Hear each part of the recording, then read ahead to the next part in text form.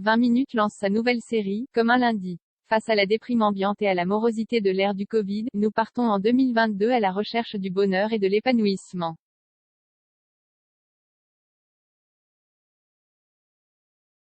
Pour cela, nous nous tournerons chaque mois vers un livre de développement personnel, un secteur florissant promettant monts et merveilles.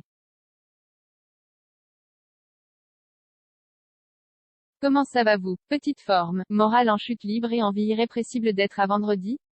Comme un lundi, en somme. Rien de plus normal puisque nous célébrons ce matin le Blue Monday, aka, le jour le plus déprimant de l'année, traditionnellement le troisième lundi du mois de janvier.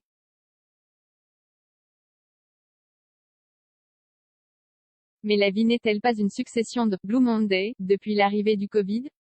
N'exagérons rien, notons simplement que cet hiver n'est pas le plus folichon de l'histoire des hivers, sans non plus être le pire.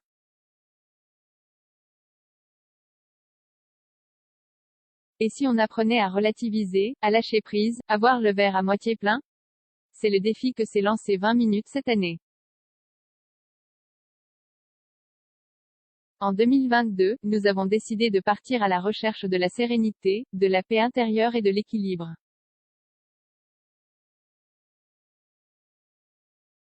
Et puisque nous n'avons peur de rien, nous espérons même toucher un peu du doigt le bonheur. On est des têtes brûlées, oui. Comment? Grâce au fourmillant monde du développement personnel. Le besoin de se recentrer sur l'essentiel, trouver ma place, rêver, oser, se dépasser, comment se faire des amis, vous pouvez être ce que vous voulez être. Autant de promesses alléchantes qui pullulent dans les rayons, vie pratique, de nos librairies.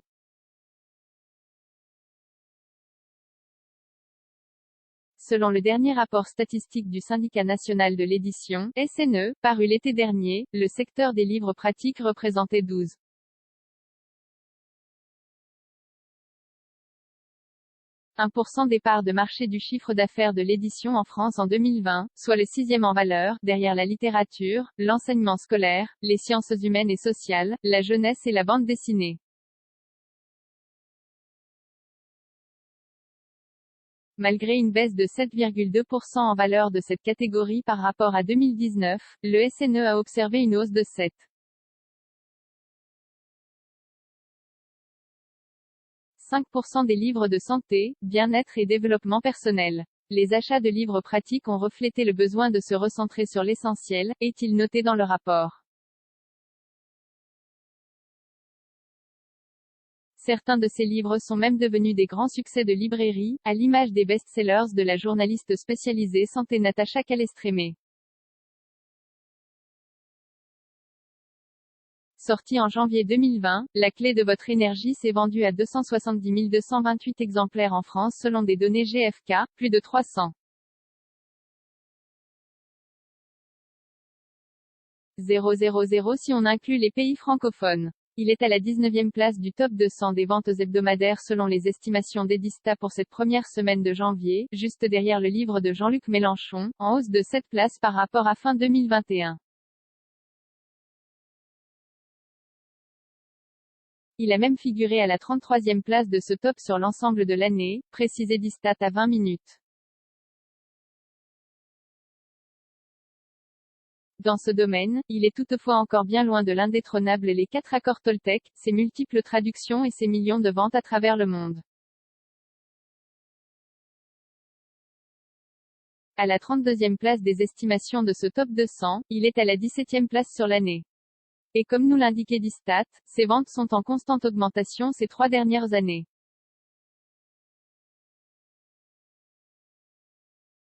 L'édition 2016 du livre de Don Miguel Ruiz chez Jouvence s'est vendue à près de 208,000 exemplaires en 2019, plus de 218 000 en 2020 et près de 228 000 en 2021.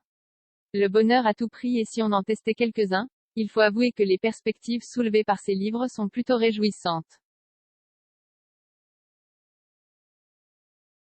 À l'aide de mes 22 protocoles et l'explication de cas très concrets, je vous indique comment éliminer ces fardeaux émotionnels, pour accéder à votre plein potentiel, et être enfin vous-même, nous dit Natacha Calestrémé chez Albin Michel.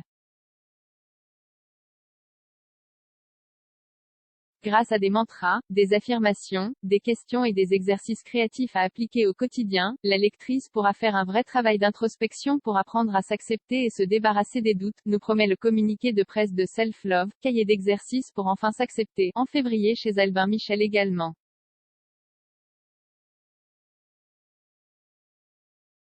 Difficile de résister à cela. Quelques doutes tout de même, chercher le bonheur à tout prix n'est-il pas le meilleur moyen de ne jamais le trouver?